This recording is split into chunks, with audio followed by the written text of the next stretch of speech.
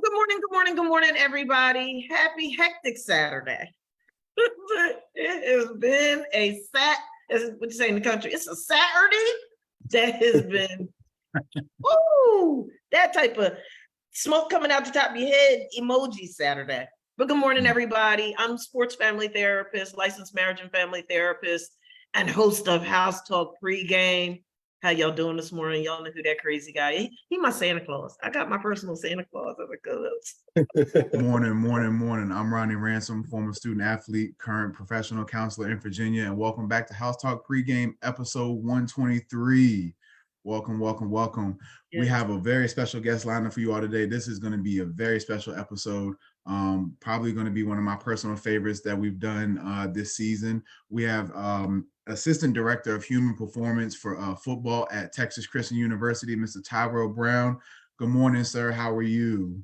Morning. I'm good. I hope everybody's doing well. Yes, sir. Yes, sir, man. We're honored to have you on today, man. We've been super looking forward to this conversation for the last few months now, ever since we first connected with you, man. So we got a lot of things to talk about today, a lot of things to cover. A lot of questions that I've gotten from people as, high school athletes, college athletes and everything. So really looking forward to the conversation, man, and really appreciate you taking the time to sit down with us this morning, man. So before we get started into everything, just wanted to go over a couple things real quick, Dr. Pitts. Just some news around the sports world this week.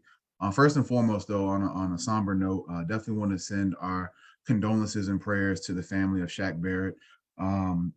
This past Sunday, his 2-year-old daughter, unfortunately, lost her life. She drowned in their family pool at their home in Tampa. Super unfortunate, super tragic, and just heart-ripping. And so we want to send our prayers and condolences to Shaq Barrett and his family, praying that, that God touches them, blesses his family and everything, and really helps them pull through this tough time and everything. I couldn't even fathom that. So definitely want to send a shout out to him and his family. And as far as some HBCU news, so we all know last weekend we had the NFL draft, the 2023 NFL draft. And real quick, Tyrell, shout out to the TCU Horned Frogs for having 8 draft picks, including a first round, second round, I think 4th, 5th, 6th, and 7th, and also 3 additional athletes being undrafted free agents. So shout out to them being signed and everything. You all actually tied a record with your 1957 squad, I saw. I also saw back in 1957, they had 30 rounds in the draft, which is wild. I might have had a chance back then. I might have got picked up in like the 23rd, 24th round. I might have had a chance. Everybody had a chance. Everybody. The water boy might have had a chance. If you just entered the draft, there's like, we'll take you. So shout out to y'all for that, man. That's a huge testament to the coaching staff and the human performance staff for preparing those players throughout the season. Some notable HBCU players who were picked up in the draft. So in 2022, we had 4 HBCU players drafted. This year we had 1. Isaiah Bolden was drafted in the 7th round with the 245th pick by the New England Patriots. So shout out to Mr. Bolden.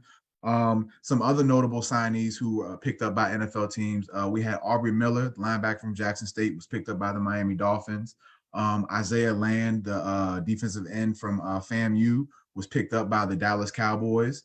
I'm pretty sure he could, it's Ronnie, you don't think that it's a coincidence that from an HBCU perspective that I'm a FAMU fan and that we got him? I called That's the first thing I saw. Ronnie.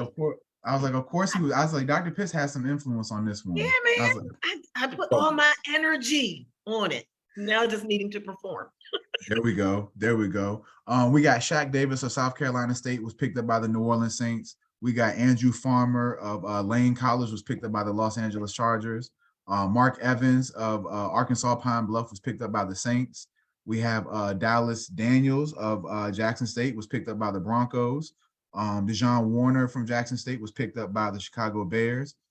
Darius Higgins of Virginia State University was picked up by the Indianapolis Colts.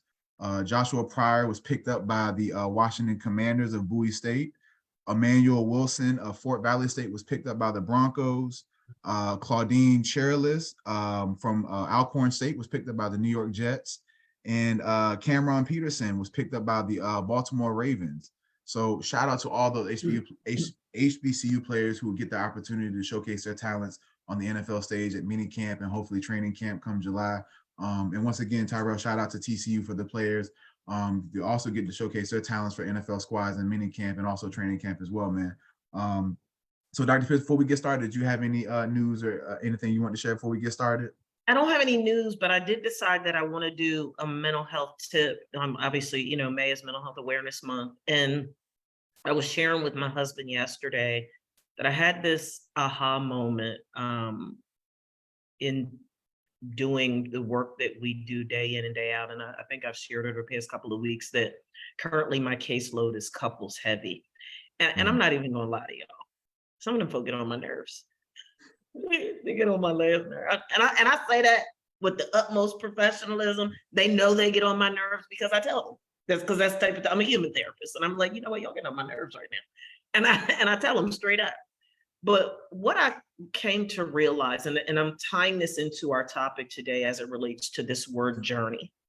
So when we think about mental health and our relationship journeys, the revelation that I came to is we have our relationships, and I'll speak within the context right now of our intimate relationships, whether it be a girlfriend, a boyfriend, a spouse, a fiance, whatever the case may be. And we're human, right? So we're not always going to see eye to eye on everything. And I tell you what, I'm so sick and tired of hearing the word argue, I could scream. It's like everybody's arguing, everybody, well, we fought and we argued. You know, that's a choice, right? You don't have to argue, fuss, and fight. But okay, that's where you are right now with problem solving and conflict resolution. But this is what I want to say to regarding the relationship journey. If people could learn to stop blaming, scapegoating, and harboring resentment, bitterness, and unforgiveness, and instead look at how they're showing up in the relationship within the context of who they say they are authentically, how they say they desire to behave and represent themselves authentically, and how they authentically convey that they want to navigate this thing called life. And then look at how you're behaving and expressing yourself within your intimate relationship. If that behavior does not align with who you say you are authentically, how you say you want to represent yourself, your family name, how you say you want to navigate this thing called life, then there's room for self-work there. There's room for growth and development and maturity and the embrace of more relationship intelligence, if you will. And so oftentimes people default to, well, you said, you did, you, and they're not taking responsibility and accountability for the reflection in the mirror.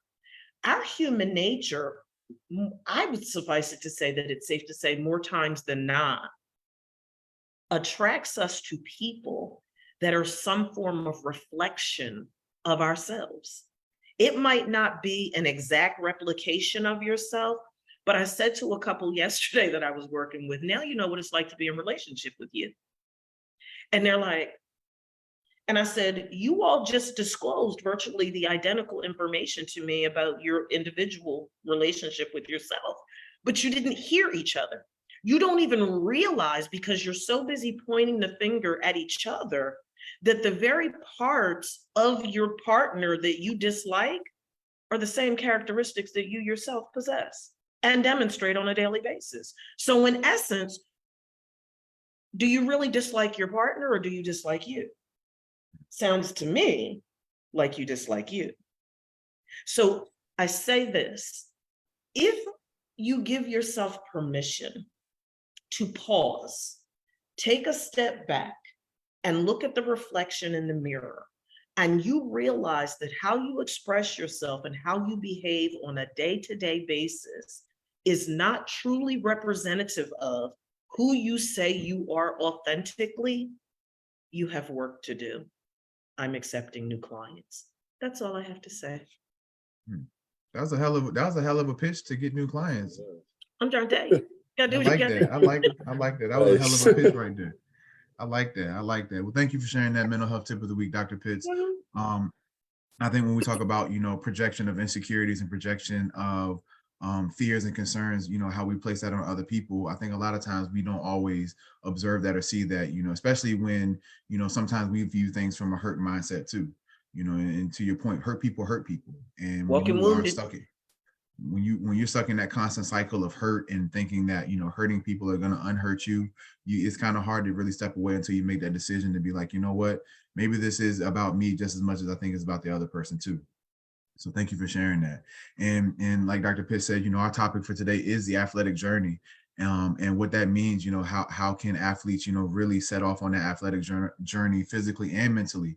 What are some of the steps they need to know along the way? What are some things they should look out for? And what are the best things they can do to put themselves in the best position to really maximize their athletic journey?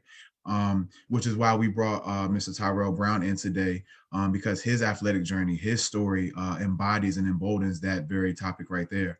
And just to let the people know who Mr. Brown is, so Mr. Brown resides from, originally from Topeka, Kansas, where he went to Topeka West High, where he was a quarterback and receiver, and I think a little bit of running back too. I think they should have just put athlete by your name, man, because I see you played everything, man. And from Topeka West, and I think the most important thing out of that entire bio that I read about you, man, the most important thing I saw was, as much as you were a standout athlete in your area, the thing that really stuck out to me was you was a 4-time honor roll member, which really emboldens what we mean to be a student athlete. So shout out to you for that, man, because I think a lot of times people think that, well, hell, if I'm just, Deion Sanders or Lamar Jackson or something like that, my talent will get me all the way. There's reason student comes before athlete when we talk about student athletes. From there, Mr. Brown went on to Washburn University, where he played quarterback and wide receiver, was a part of the MIAA conference, right? Yes, sir, which I think is the absolute hardest D2 conference in all of D2 football. Had a playing career there, and then upon graduating, you had the chance to work up among the strength and conditioning staff at Washburn before moving on to Troy University as a graduate assistant. And then from Troy, you went on to Middle Tennessee State University for 3 seasons as one of the assistant assistant strength coaches for tennis, women's sports, and also helping out with football. And then as of last season, moving over to TCU. And one of the things I saw was TCU basically brought in a whole brand new staff, brand new head coach, OC, DC, other position coaches, and a brand new strength and conditioning staff, human performance staff, as it's called at TCU, man. And you all had a phenomenal season, a phenomenal first season. You all went 13-2, the national runners-ups. And a part of that, you all had 3 All-Americans. You had 22 all-conference members, which is phenomenal. Also, you had the coach of the year and Coach Sonny Dykes and everything. So, man, Tyrell, welcome to House Talk Pregame, man. How you doing today, man? Thank you guys for having me. I'm great. I can't complain at all. It's a beautiful Saturday, and shoot, I get to talk to you guys. So I'm living the dream right now. Yes, sir. Yes, sir. Well, my first question, man, as we get started, man, is, I kind of summarize, just the highlights of your athletic career and journey, man, but really just kind of tell us, what led you to sports, what other sports did you play? And, how did you get to where you're at today as being part of the human performance staff for football at TCU, man? Okay. Quick rundown. In high school, I played football and basketball were my main sports. My junior year of high school, I ran track just for 1 year, just a quick year.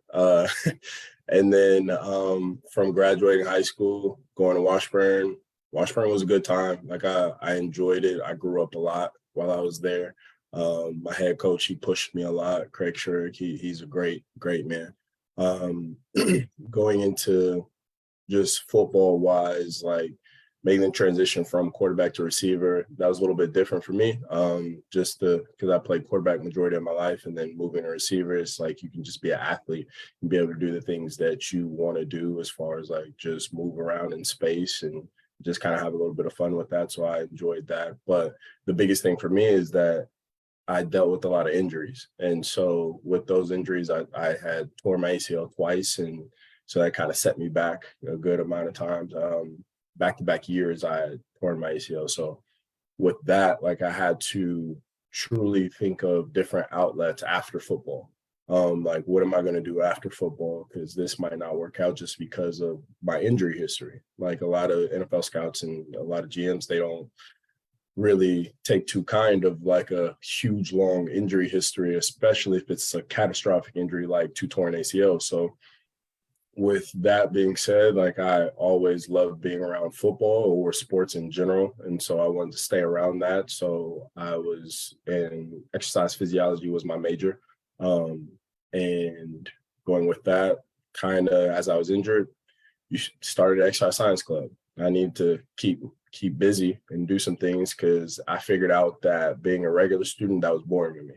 Like, that was super, super boring. I was like, I need to fill my time up just like it was with football. And so started Exercise Science Club, was the president of that. And then that is when I met Dr. Boyd Epley. He's considered the godfather of strength and conditioning in my field. And so I met him at a Nebraska alumni kind of clinic. My vice president, she knew him and was connected with him. So she's like, do you want to go to this? Like, you might be interested in it. I was like, sure. And then talked to him a little bit, chatted. I was like, yeah, this is what I want to do. I want to stay around sports. I love training myself. So I was like, hey, let's do that. After graduating, since I didn't have the senior year that I thought I would, ended up interning at the University of Kansas for 1.5 years, and then ended up getting back to Washburn, which that was kind of good because, and it's funny because everybody before I left, they're like, you just don't want to leave this place, do you? And then so I come back as an assistant and they're like, you really don't want to leave this place at all. And I was just like, no, like I got to get out of here. And so I ended up having that opportunity at Troy. And that was probably the first time that I ever moved out of the state of Kansas. And that was big for me because that was when I actually started traveling and doing a little bit, seeing the United States first. And it was good for me.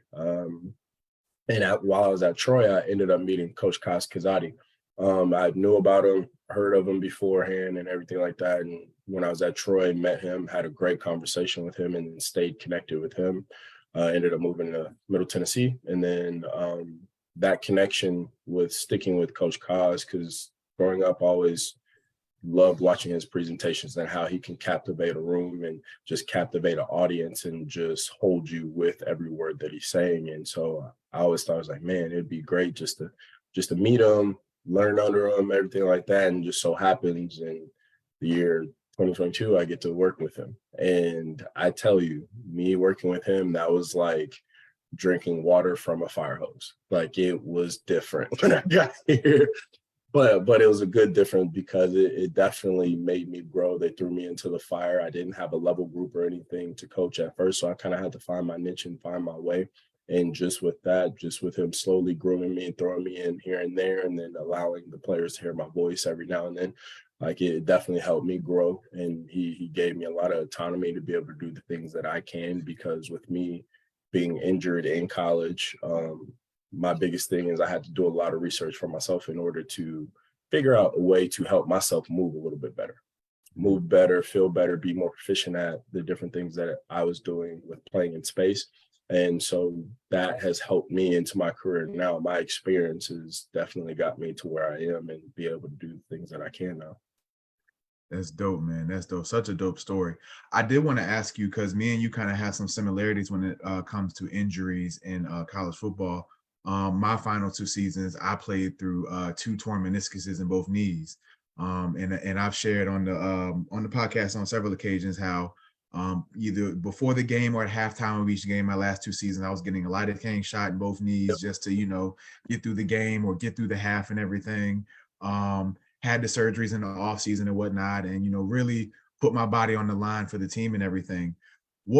How did going through those injuries, redshirting your freshman year, then having a little bit of playing time, and then having those back-to-back ACL tears, and then coming back for your final season, kind of talk to us a little bit about that, just that mental health journey you had along the way of, having to switch positions from going to quarterback to receiver, and all the things that you experienced in your college career. It was rough.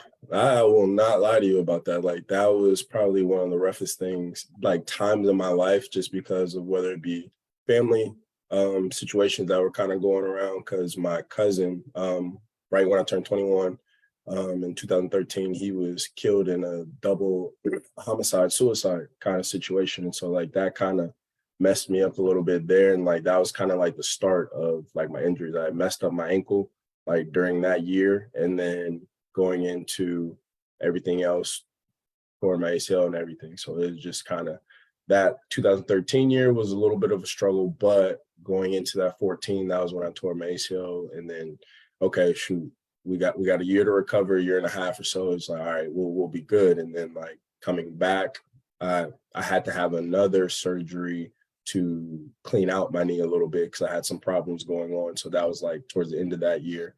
And then 15 retore it. And then so I was like, man, can't catch a break. But mentally, like going from position to position in the injuries, it was just rough just because like you're in college in a sense by yourself. I mean, I am in my hometown, but like I was pretty much by myself, living on my own at that time a little bit as well. And it was just trying to figure out ways on how to deal with the situations that I was going through. Cause like you don't really ever have to deal with a lot of things in maybe middle school, high school, growing up, just because you got your parents there. And so like for my mom, like she's my rock and everything, because it was just me and her for the longest time. I had to talk to her a lot because just mentally I was just going through some things and I couldn't figure out what I was going through. And I would honestly say that I probably went through a little bit of depression and I just didn't know what it was. I had no idea. It's like, I don't know this feeling because I've never really had to feel this before. I've never let myself deal with it. And then living by myself, that's when you have time to think. And when you have time to think and just be in your own head, that's probably one of the most scariest places if you've never had to do it before. And I never had, and I always had somebody around, like little brothers or something like that, just running around and like I can talk to somebody kind of thing. But being by yourself at night, man, you got to think about those things and you got to look yourself in the mirror and be like, okay, where do we go from here? And so with that, like I just had to keep myself busy a little bit. And I prayed a lot. That helped me a ton. Going to church helped me a ton. My family, they'll attest to that was the times that I popped into church the most because I needed it. I needed that God's favor and just to be able to try and get my mind and everything correct. And it's tough to say because not a lot of people can, I would say, understand what they're going through and try to process it. Like not a lot of people want to process what they're going through. It's like, oh, depression will never happen to me. Like this is not anything that I deal with. It's like, no, like some people do deal with that type of depression. Like you just have to be able to kind of get through that and have somebody there to talk to and everything like that, just to be able to get through. And my mom was the main person because she knew everything. That's like my best friend. And so like I really attest to everything that I got through is from her. Like her strength helped me a ton throughout those times.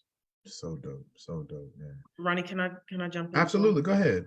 So Tyrell, first and foremost, so sorry for the traumatic experience that you had to go through. And that I started taking notes as soon as you said that, because so oftentimes what I see in my client base period, but you said some key things as it relates to the athletic journey, as it relates to grief and loss. And it's almost like I heard you in my head speaking universally for so many athletes, because you all, you have this resilience and this tenacity to stay tough and be strong, and you've got a balanced life and athletics and what have you.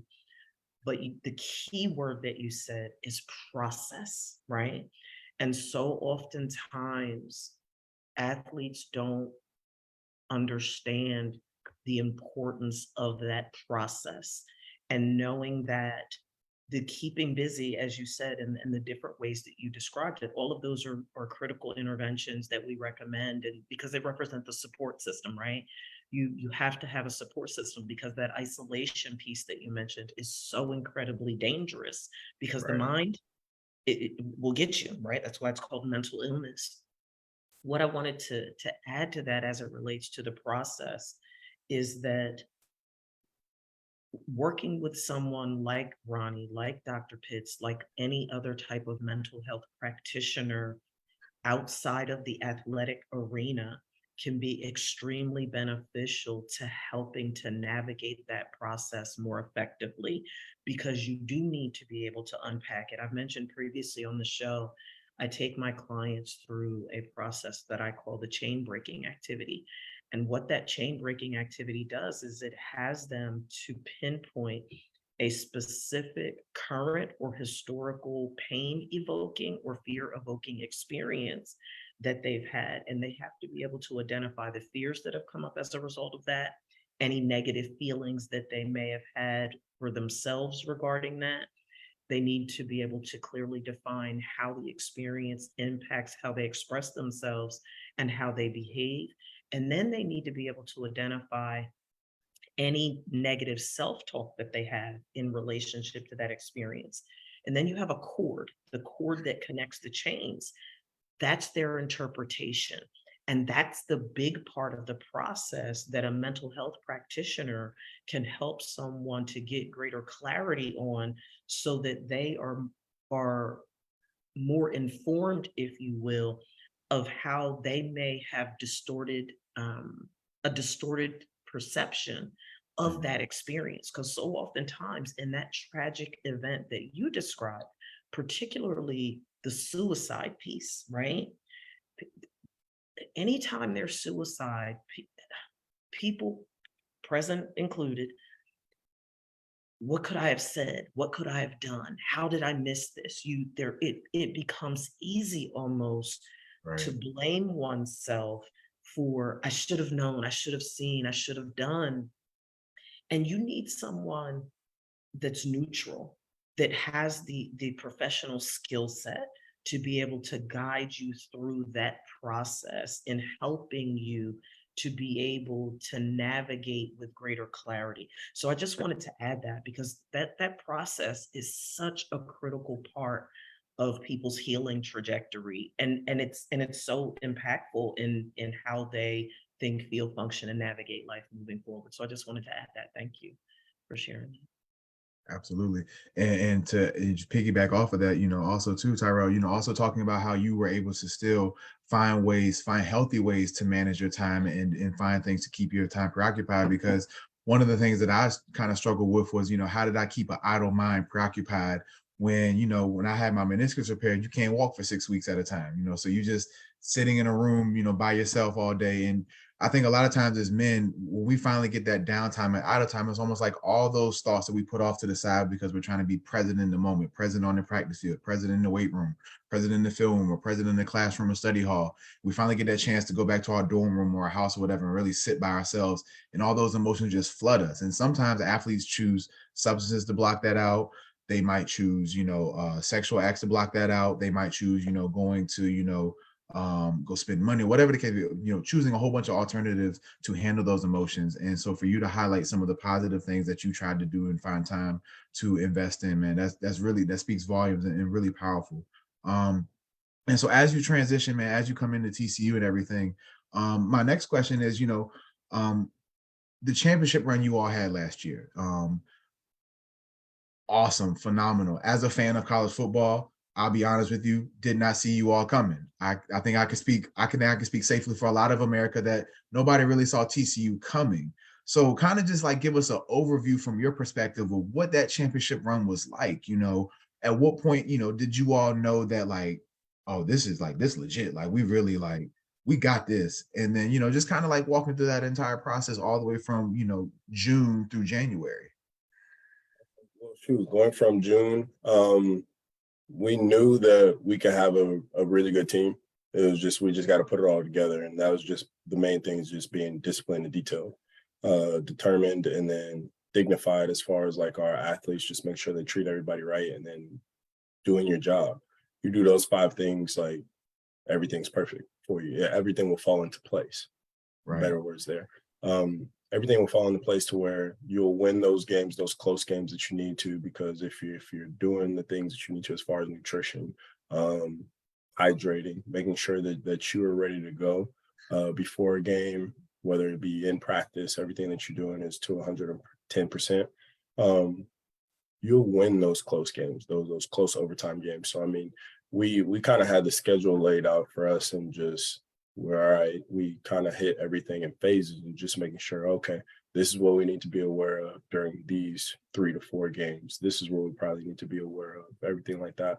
And then the biggest thing is sports psychology for our athletes, and showing them and giving them the confidence that they should be here, they should be ready to play.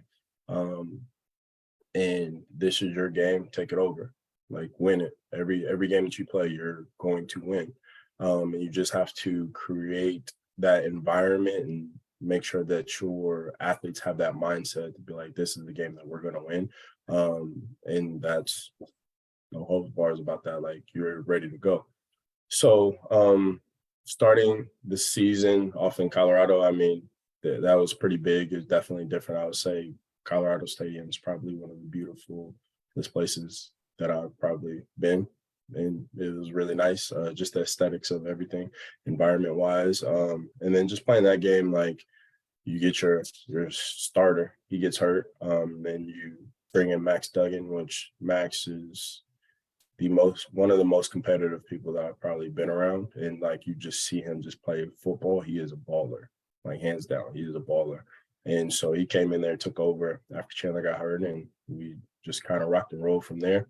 And then you kind of have your like milestone games, or games that you kind of like look at as like, okay, this is going to be a test. And I mean, I would say that first test for sure, I would say would be Oklahoma State, or Oklahoma. I'm sorry, Oklahoma was the first test, and then so we kind of see how that game goes, and we saw how it went a little bit. Okay, we got a pretty good chance of being good. So then we kind of went through like our gauntlet of, I think it was like 3 or 4 games straight that was like seemed like pretty tough games or pretty tough environments. Get to Oklahoma State game, going to overtime, win that one, and kind of see how things are going with that. And then you bring that second half comeback, and then everything. And then the guys, like you could kind of tell that their confidence was definitely going, okay, we can like really do this. And then it kind of just trickled. And so going throughout the whole year, you get the Baylor kick, like the kick to win the game, at kick to win at the end of the game. That was special, and then that was probably a good, exciting time during there. And then you get to the Big 12 championship, and then things didn't go the way that we wanted it to. And I mean, it happens like that sometimes. You have like a slip, but that's also going back to being detailed and disciplined. Are you doing everything to do your job? And we didn't hold up our bargain on that one, and we fixed that going into the Fiesta Bowl, and so that was good. And then once you get to the national championship, that's like a time where we kind of had to reflect a little bit and be like, okay, this is where we have to be in order to truly compete at this level consistently. And then that's the biggest thing that we want to do. We want to compete consistently with those teams that you see every year in the national championship, whether it's the Georgias or the Alabamas. And I would say Georgia is probably the pinnacle of college football right now, where everybody wants to be. And so you see that, you actually play them, you see them up and close in person and how they handle their business. It's like, okay, we got to come back to the drawing board, and we have to be even more disciplined and detailed than we were before. And you have to have the championship expectations, and really realize, hey, we should be in this moment every single year. And so just the whole year together, like coming into now, like it was a blessing. Like it was a surprise for everybody else. For us in the building, we don't think that it was a surprise. Like we expected to be where we were. Did we expect it to happen so fast? I don't necessarily think you think to make the national championship in your first year as a program and staff. But that goes into the test of the guys that we had in the building. They are probably some of the most competitive guys and hardworking blue collar guys that I've probably been around. And that attests to the staff that was here previously before us and how they set their mindset. And it's just about work. It's like, we're about to get this work done, and let's get it done to the best of our ability. I did have one question, and you touched beautifully about like just throughout the entire season, reinforcing and reaffirming to the athletes that look, like, don't let this surprise you. Like, you all are D1 athletes, you all are Power 5 football players. Like, none of this should shock you. Like, this is exactly what you wished for when you were a teenager, when you were in Pop Warner and AAU travel ball. This moment right here is exactly what you wished for, worked for, prayed for, and all that. And that's phenomenal and beautiful that you all did that all season. From a coach's standpoint and from a coaching staff, how did you all as coaches, just manage mentally, also just going through the season? And once it became evident, like, okay, yeah, like we're undefeated, we're here in the Big 12 championship, and then, going through that setback and then getting into the playoffs, like as coaches and a human performance staff, like how was that, that adjustment and that, first year success? How did you all handle that mentally and stay balanced through all of that? It was just with a lot of open communication. Like we sit in one office, and so like we get to bounce ideas off of each other all day, every day. We interact with each other intentionally. Like nothing that we do is random because we don't want to do anything random because that gets your athletes and yourself kind of jammed up a little bit. You're like, Right. why are they feeling some type of soreness, tightness in their lower back or something like that? It's like, well, because we did something random that we probably shouldn't have done on the template. And so the biggest thing for us is like um, adjusting and adapting to the environment that we are in, and then also helping our athletes adjust and adapt as well. So just mentally, it's just learning how to adjust. And we feel like our biggest quality as a staff is being able to adjust on the fly because with Coach Kaz, like anything can kind of change and like what he sees and what will help the athletes with football, that's his main focus. Like what do we need to do to help these guys play football better in terms of just being better athletes, being able to move in space. And then you have to make sure that your culture over precedes science in terms of like your culture is the biggest thing for the Right. guys and making sure that they're doing everything that they need to do and they're doing it correctly. Tell the guys one time what to do. It's like they get it done. And so that's the biggest thing for us is like when you have a guy like Coach Kaz, like you kind of have to bring your lunch pail, everything ready to go every single day, and you have to be on point because it's an elite level that you have to communicate to these athletes because in all essence they all expect to go to the league. So you have Right. to communicate to them as if they are already in the league and like, shoot, we're both men. Hey, let's talk. Let's talk it Right. out. This is what I need you to do this, that, get it done quick, no questions asked. And like they're good about that. And so just mentally, we just got to make sure that we're all on the same page and then just making sure that we're communicating at a high level and doing our jobs how we need to. So, go ahead, Dr. Pitts. As it relates to that that communication piece and sort of reflecting upon your own journey, athletes are human beings, so they might not be necessarily experiencing in real time something as traumatic as you experienced. But like you said in the beginning, right, family stuff, it's gonna keep happening, it's gonna be present. So how do you all, when you're having those times of communication, man to man, what, if any, strategy do you all have in place to address that systemic piece that could be adversely influencing how the athlete is performing? Because like I think about get your head in the game. I think about how many times I have heard that throughout the course of my life's journey as my connection to sports in all the sports. Get your head in the game, get your head in the game. Okay, well, how is it? What is the communication piece behind the scene that's addressing whatever it is that may be impacting whether or not the athlete's head is in the game? Sports psychology, really. That's the biggest thing that we do for our athletes, and Coach Kaz is a big advocate of that. And we teach everything on the front end. Like, so we teach the guys how to act like you have your learned helplessness, learned effectiveness. Like you learn how to be helpless in terms of like, oh, I don't know how to do this, or I can't do this because I don't know how, or I just don't want to learn how to do it. And you have to teach your athletes how to learn effectively. So it's just like once they learn effectively and you teach them the steps to take, then they'll continuously be on their craft in terms of like when they come into the door, they'll make sure that they get themselves tempered, rolled out, get their foot muscles loosened up, everything like that to be able to do field work. And then they'll do everything they need to before we get into the weight room or something like that, whether it's eating nutritionally, making sure that they have their water bottles with them, and just making sure that they're on the details. And that's how you teach somebody to learn effectively and be effective at what they're trying to do. And so once you get into the game, like it's not really anything that you can tell the guys necessarily when they're at that point, because that's when they're on stage and like there's a lot of bells and whistles and things going on, and like they're not necessarily going to hear you. And it's not even that they don't want to hear you, it's like they're just so probably locked into the game, and they will only hear certain things. And so we'll go over a number of different, I would say, calls that we have on the strength staff that the guys will draw back to, and that they'll be like, okay, lock in, lock back in. All right, let's go. Okay, we're good. All right. And then just some cues just to calm them down for the most part.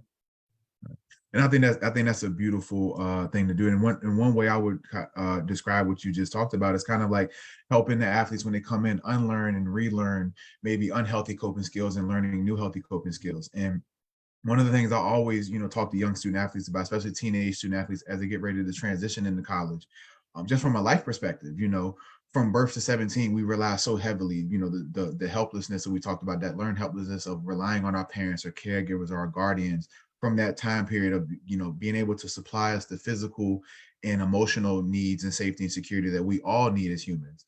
But not everybody gets that. And when you turn 18, by law, you're an adult, but doesn't mean by mental maturity or physical maturity, any of that stretches, it makes you an adult. And one of the things I like that you described is like being able to equip those new adults, young men and things like that with the tools and resources necessary to help them solve life themselves. And I think that's one of the things that me and Dr. Pitts do a really good job, as well as, when we work with our clientele, is helping them understand that you are the answer that you are so looking to seek for in therapy. I actually just had this conversation with somebody yesterday where, they were getting flustered with the therapeutic process of like, keep looking for answers. I keep looking for answers. And I'm like, you have the answer. The answer is you. As a therapist, it's not my job to fix your life or give you answers to your life. My job is to give you hope and a perspective that you can take to find the answer within you to change your life.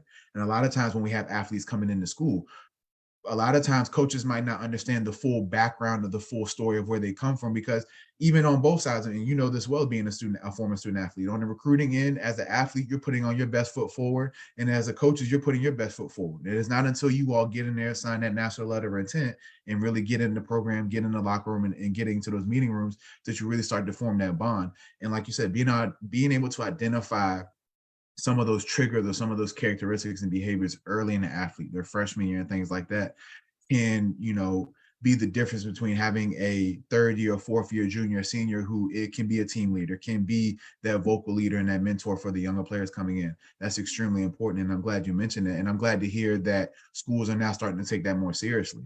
Because Dr. Pitt's point, a lot of times, depending on somebody's personal story, we don't know what's going on in their head during the game. And to your point, yeah, get your head in the game. Where you at? Are you here? To your point, by the time you get to the game, you're trying to really, redirect them and correct them. Game is all about muscle memory. During the week in practice and preparation, you're really starting to hash out those things. So by the time you get to the game, muscle memory kicks in, because you don't have time to think out there on the field. If you're thinking, you're behind. And by that time, you're either missing a tackle, missing a block, missing a throw or a read. And that can be the difference between a game, win and a loss. So I think that's really important. And I'm glad to hear that schools are starting to do that. One of the things I really wanted to ask you about, and is probably my most interesting question that I have, it's going to be a long setup, not a long setup, but so you talked about kind of earlier about, you all's expectations going into the season. And, like you said, as a first year staff, head coaching, entire coaching staff and performance staff. Yeah. Would national championship be everybody's ideal goal?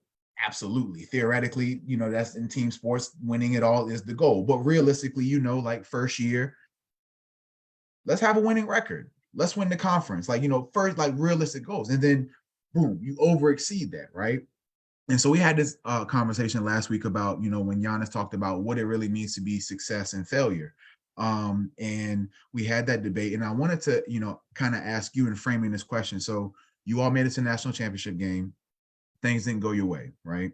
And one of the things we had kind of talked about in our meeting back in March when we first got the chance to meet with you was just that turnaround period. We talked about earlier, in D2 football, more times than not, unless your team makes it to the national championship in D2, you're done before Thanksgiving for the most part. And then you have from Thanksgiving till mid-January when you come back for winter workouts and you're good to go. But at you all's level, at the Power 5 level, the D1 level, and for you all to have the opportunity to make the national championship, you all, I think the game was January 9th, 11th, something like that. And then how long did you say? I think 5 days, 7 days, y'all turned right back around to start winter workouts.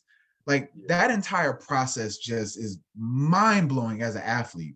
But also too, how did you all as a coaching staff in a week's time basically process what just happened in the national championship game, but also have the balance and time to turn around, process that, make sense of it, and then help the players start to process and make sense of that, all while having to turn to the next chapter of getting ready for this upcoming season?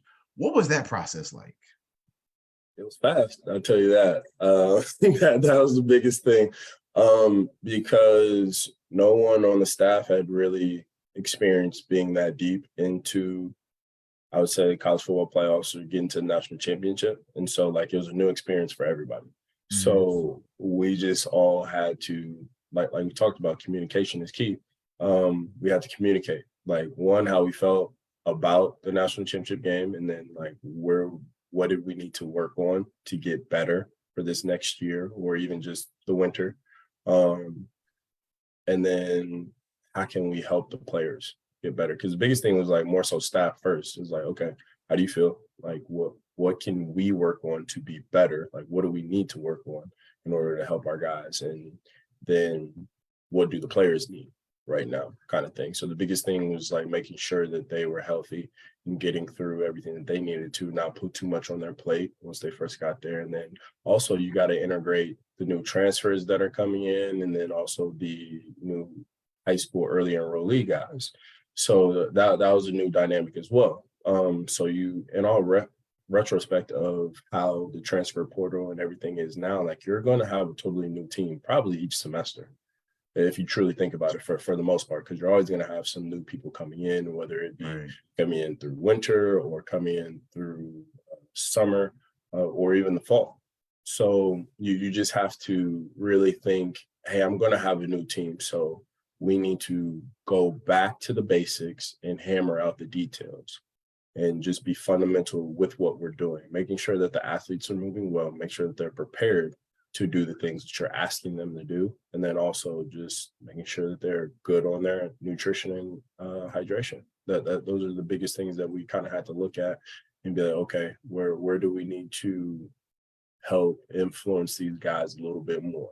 And it was more so probably the nutrition, getting back to nutrition as much as we possibly could, talking that over as much as we could. And then also the sports psychology of things, like just making sure that they're seeing other people train or other superstar athletes do the things that they are great at and how are they doing it. Because everybody loves to see the actual games on Saturdays or have an opinion on what happened in the national championship game, but you don't see what leads up to that. You don't see the preparation process of that. And that's the biggest thing. Yep, they can't fathom it. It's like, oh, you guys do all this and everything like that. And it's like, yeah, we have to do all of this to prepare for 15 moments in time. So it's also like delayed gratification. It's like, do you really want to win? And he's like, you say this, but we have to do this on the front end. And we don't get to see any of this pay off till next year or January, maybe December, if you even make it that far. And even before then it's just from September to November. It was like, all right, everything that you did before September, this is when it shows, and it's going to show every Saturday. So it's like, how do you get them back to that? And it's just more so just the details of everything that we do. As the movement specialist for the football team, what were some of the takeaways that you had from, what worked for you as the movement specialist last year? And what were some of the takeaways you had from how the season ended? And what have been some of your personal goals to try and help the team and try and contribute to, building on the success you all had last year?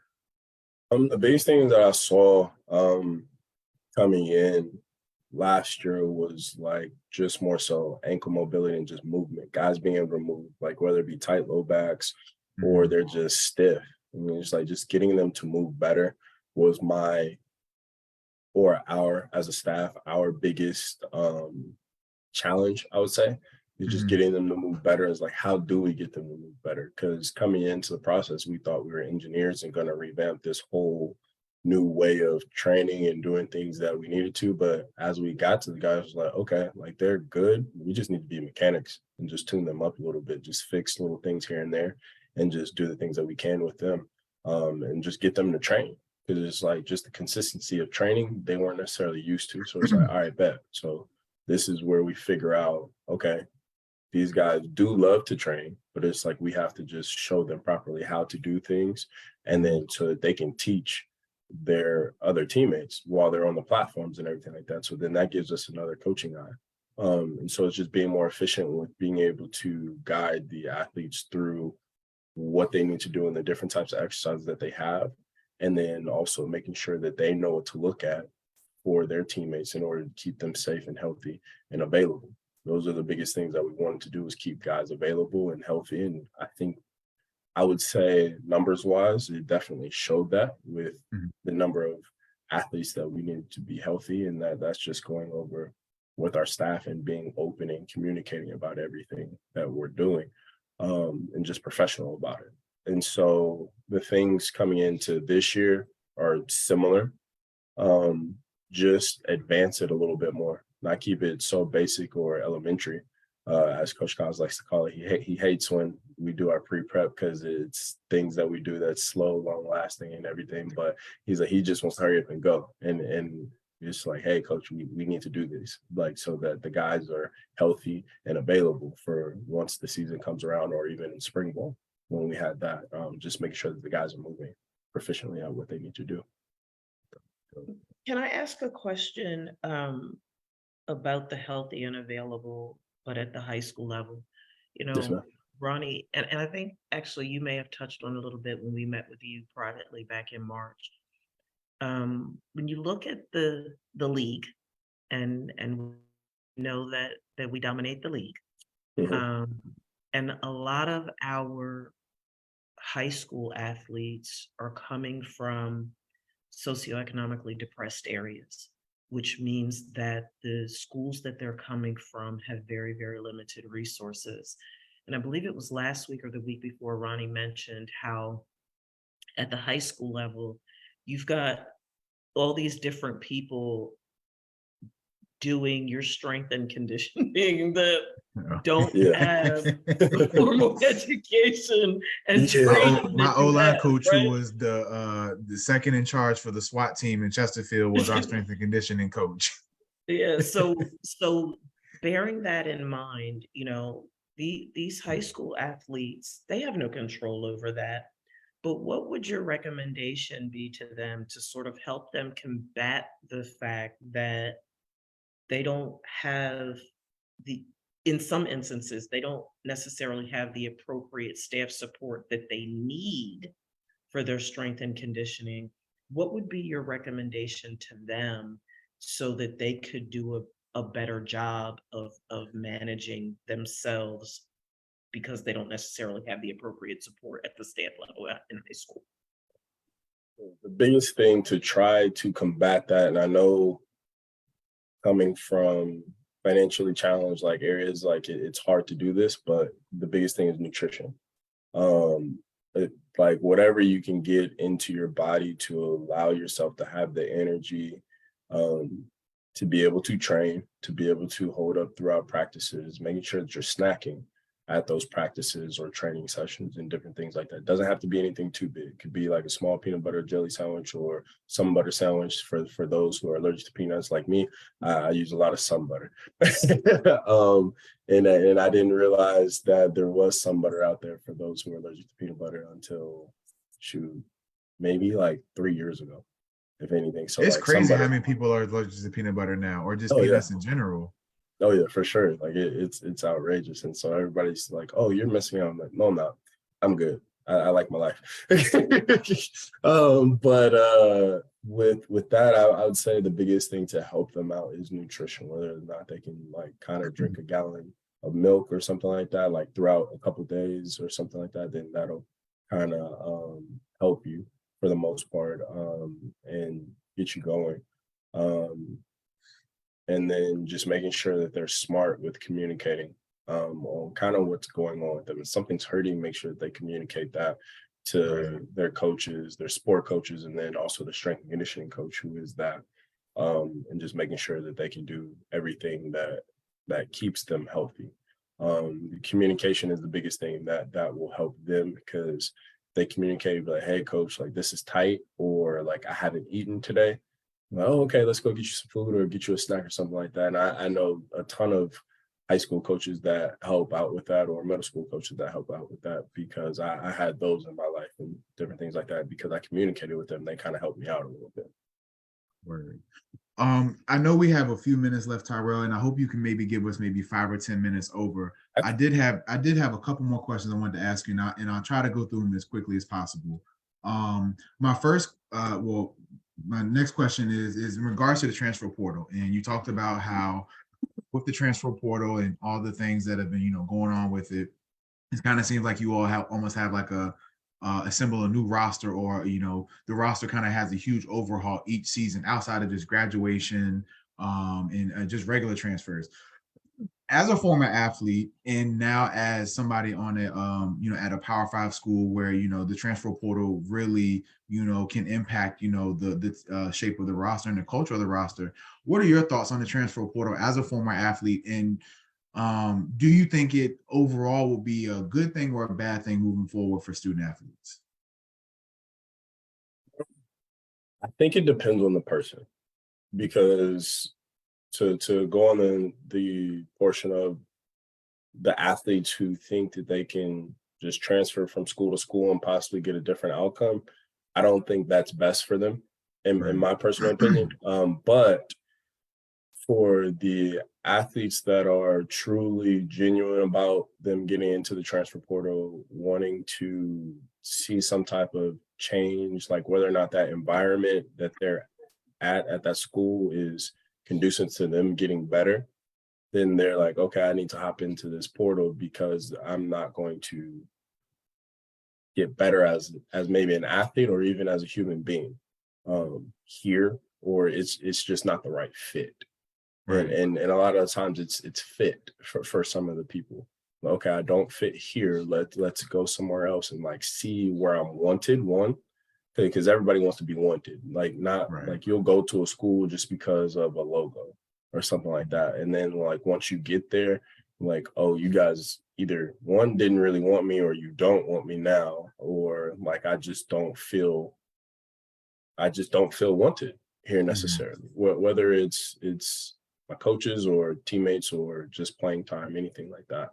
So for those who are very genuine about it, it'll work out for them. And then also I would say, like, wherever you are, if you're trying to still go to the league or something like that, they will find you.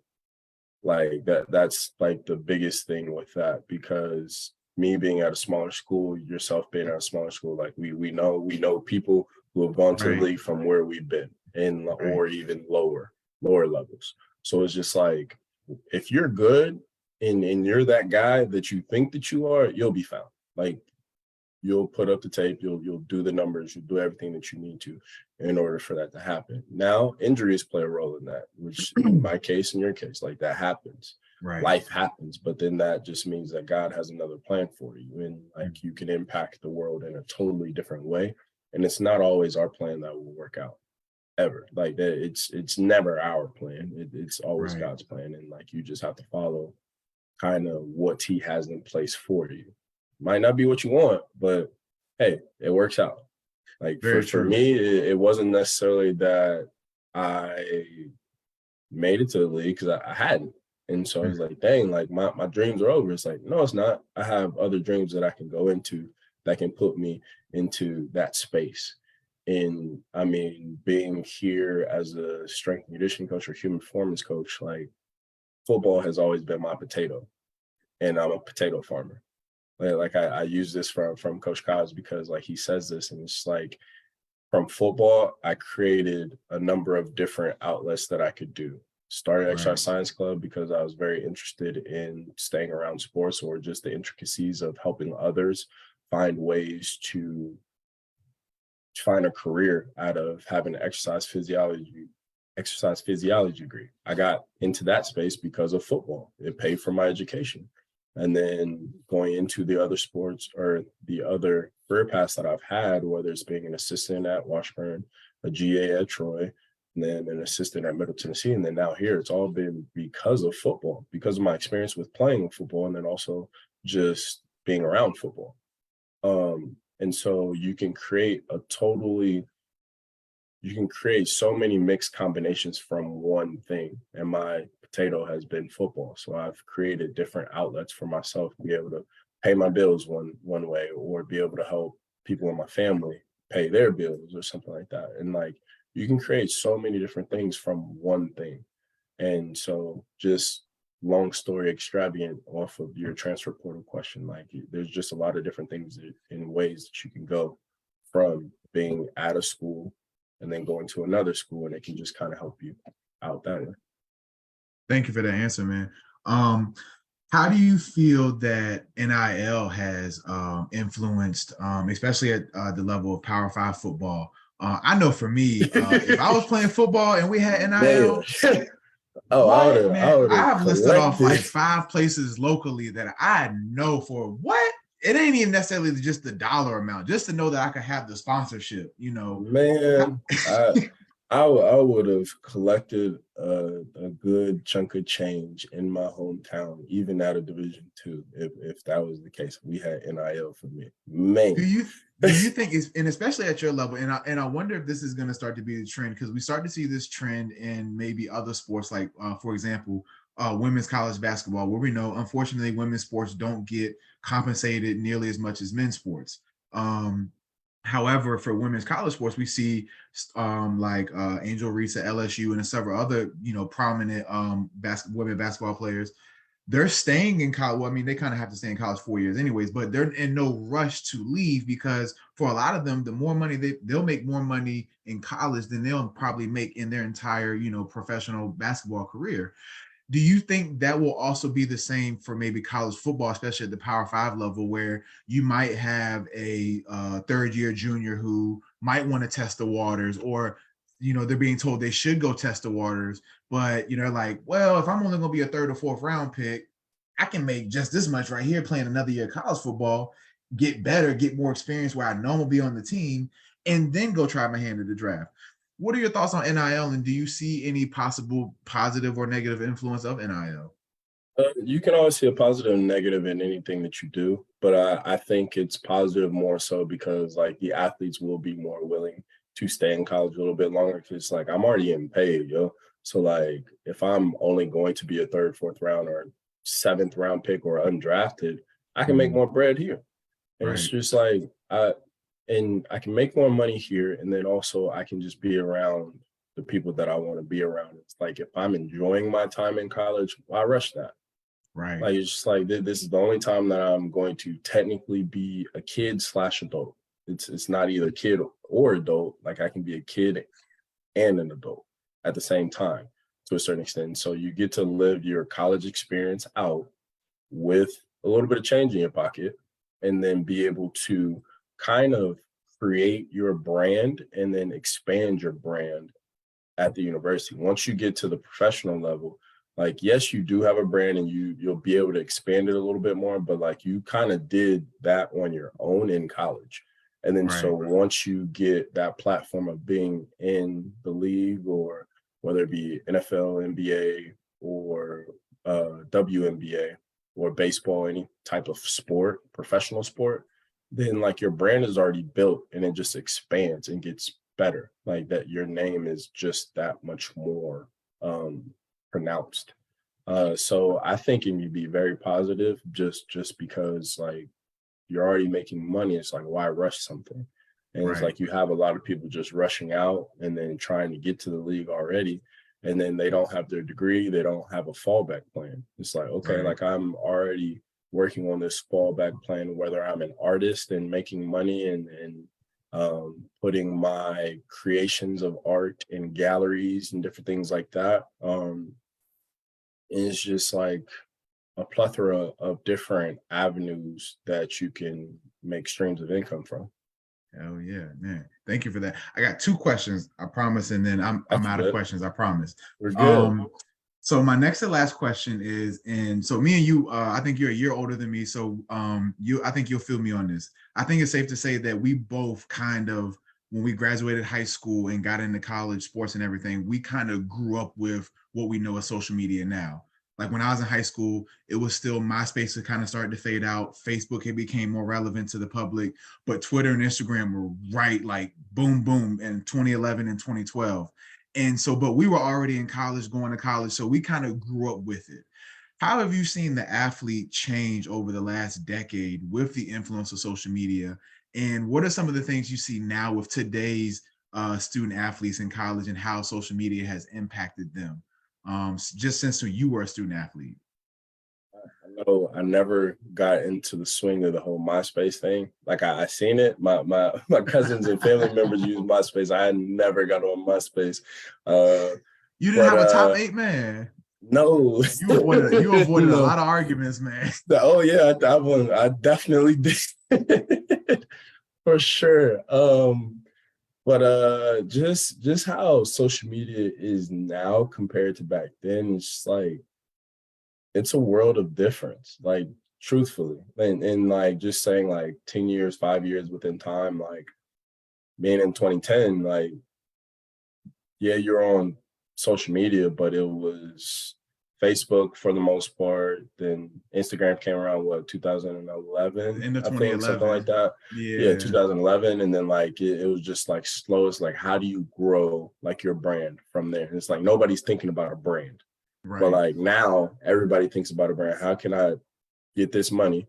One, and then how can I create this brand to be able to get all these social media likes, the followers, everything like that.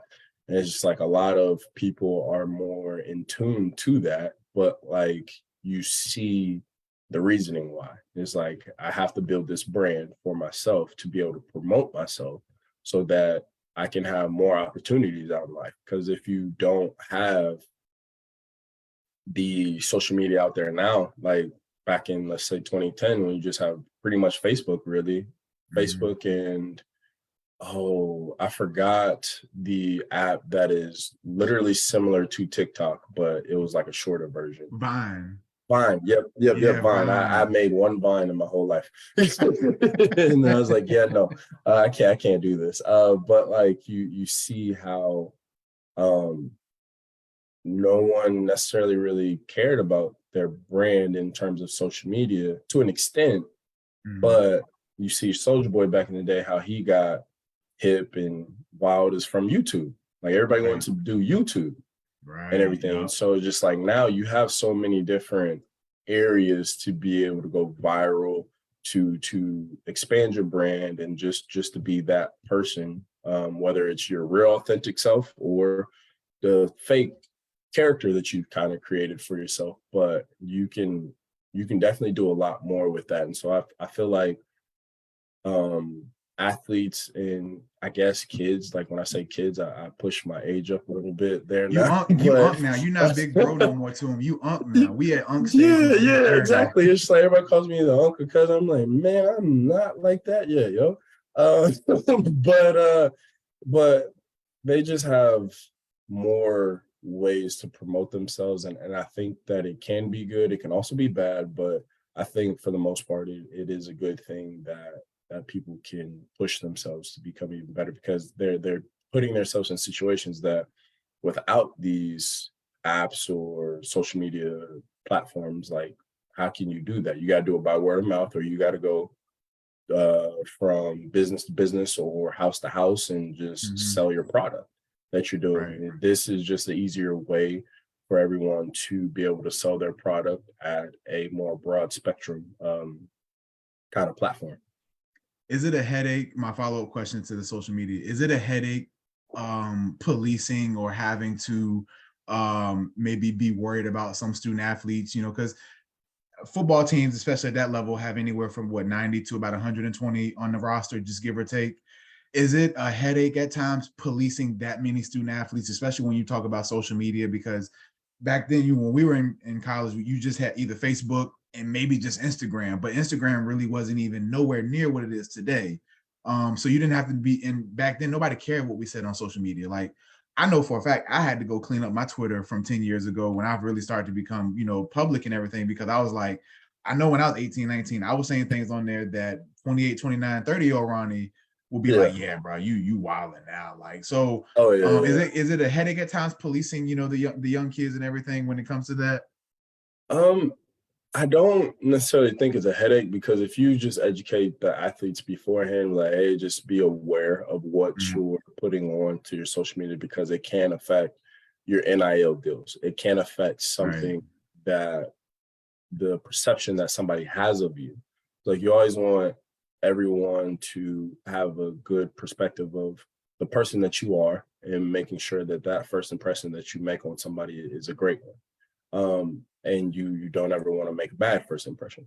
So with that, you just have to educate the athletes on what they're doing, what they're putting up, what they're posting, making sure that it's appropriate for others to see. Or like, hey, if you're that guy and you want to post it up, so okay, that's your business, because that's going to affect you. Yeah, it might affect some other people in that are connected to you, but like, that's going to truly affect you. And then like, you can kind of see who will branch on to you, and like who will kind of separate themselves from that person that is just posting out wild stuff. And so like, for me, like, my mother's like, she was always on me. Even when I first got Facebook, she's like, don't be posting up anything that you don't want me to see, or that I have to sit there, say something for you or defend you about. Like, just making sure that you're smart about what you're posting. And so for me, like, that was easy. It's like, oh, I don't want to let my mom's down. So like, I just got to be able to do the things that I do in a proper fashion, or most professional fashion that she would approve of. You know, like, there might be some things that like I post that like she might not approve of, and like, oh, you shouldn't be saying this, but it's like, hey, this is why I did it. I have a purpose on why I'm doing this, and this is what it represents. And she's like, okay, once she gets my point of view of it, and they're like, okay, I understand why you did it. Still don't like it, but I understand it. And like, not everybody's gonna like what you post. So it's like, more so, what do you feel is your more authentic self, and like what you can feel as though is professional and real. Right. And thank you for that answer, man. And my final question, promise Dr. Pitts, my final question. Oh, we can do this all day if we want to. We're good. Shit, I bet. So having, you know, been at the, you know, the national championship level of Power 5, at the pinnacle of college football, also being a part of a FCF program and also D2 program, what are your, not your personal, but what are 3 things that a high school athlete can do to separate themselves, to be attractable for D1 programs, or even, you know, D2 or FCF programs that you have seen and collected over your years of being a strength and conditioning coach?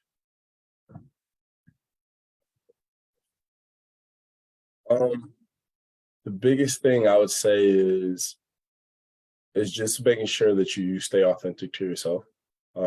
Is the biggest thing. And then always try to learn something new every single day. And then just grow, and then also network and make your connections, because it's never about who you personally know that can like get you a job or get you to the stage that you want to get to. It's about who knows you, retrospectively, or who knows of you. Because who knows of you kind of spreads by word of mouth, because somebody will always ask you, like, hey, who do you think that I should like recruit or pick up, that is like at a smaller school or a bigger school, or like who do you think needs that chance? And then like, who knows of you, they'll talk. they'll communicate like always. And like I've always been very aware and observant of that, because like coming from I would say it's a small town in Topeka, Kansas. Like most people knew of you, kind of thing. That meant that you were kind of a dude. Like if majority of the people in the town knew of you, then hey, they know that you're a great athlete or a great student or a great human being. And then they'll spread that word of mouth and be like, hey, this guy, he's legit. You should take him if you need somebody on your roster, or if you need somebody on your staff, like, hey, talk to him, communicate with him, everything like that. And those are the few biggest things that I think will take someone in life a long way, not just sports or academics, but just life. Thank you for that, man. Tyrell, it has been a pleasure. Dr. Pitts, do you have any questions, any final thoughts that you want to add before we close out? Yeah, when the season schedule come out so I can get my tickets. Oh, it's out now. It's out Okay. now. First game's Colorado. I forget the exact date. Okay. I can't get no tickets. I'll say that now. Broad I wasn't daylight. asking you for no tickets. I can't get no tickets for that one. That one I have everybody and their mama asking me for that. Is it at TCU or at Colorado? Yeah, it's at TCU. It's at TCU. We played at Colorado last year, so it's at TCU, and it's crazy. I would say the prices for those tickets are crazy. I would imagine. I'll be there. I don't know if I'm coming to the Colorado game, but I'm definitely going to make as many home games as I can this season. I tell folks all the time. If y'all got a ticket for me from Virginia, man, I'll shoot. We can try and figure something out for you. I got you. Yeah, we're definitely going to we're going to make as many home games as we possibly can. I'm not one of those people. I'm not asking for tickets, but I definitely, no, that's serious. I don't. I tell you I don't. But I'm gonna be there because I just have such a tremendous love and respect for what you all are doing. Just making connection with you over these months and really being able to talk to you behind the scenes. It's been a blessing. It has truly been a blessing and such a tremendous encouragement. We share similar passions. You were gracious enough to introduce us to the other parts of your coaching staff, and that's not something that I take for granted. It's humbling, and it was a blessing to be able to meet you guys and to chop it up with you. So thank you. Publicly wanted to thank you for that. You're awesome. Yeah. You are my winning Goliath, Tyrell. My winning Goliath. I appreciate you guys. So yeah, man, it's been a phenomenal show, man. And thank you for your time, man. We really appreciate it. Good luck to you all this season, man. Hope everybody gets through summer workouts healthy and safe, and looking forward to, building on the success you all had last year, man, and continuing to, keep that tradition going, man. So once again, Tyrell, thank you again. Shout out to you. And anytime you want to come back, man, if we can get a mid-season update or a beginning of the season update from you, man, we love to have you back on the show and everything. You family for life on this show. So thank you again, man. And that's it for House Talk episode 123, y'all. Make sure y'all catch us back here next Saturday, same time, same place. Check us out on YouTube, Spotify, Apple Podcast, anywhere you enjoy podcasts at. Check us out. Tyrell, how can people get in contact with you, man? Oh man, okay. Email wise, I'll say this first because I'm not great at emailing back sometimes. So email is tyrell.brown10@tcu.edu, and then social media wise, it's Tyrell Brown _10, and that's my Instagram and Twitter.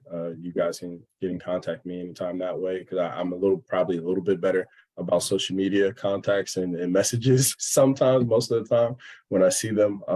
And shoot, those are just the biggest ways to get in contact with me. Yeah. Yes, sir. Man, well, Ronnie, I just wanted to say this real quick. Go ahead. Before you close us out and we say our final thank yous. So just wanted to make folks aware, as I mentioned last week, I have been getting more and more invitations to come on podcasts as a guest and really speak about mental health and relationships. So on Monday, I'm being interviewed by Kevin McNulty. He is the Grow Yourself podcast host. Yeah, man. The Grow Yourself podcast host. And I'm super, super hyped because I literally just got an invitation yesterday. It was crazy, from an agency in the Philadelphia area, which, that's where I'm from, the Philadelphia ADI. And it's just like a whole agency full of sports psychologists. And I'm like so humbled because they reached out to me. Yeah, man.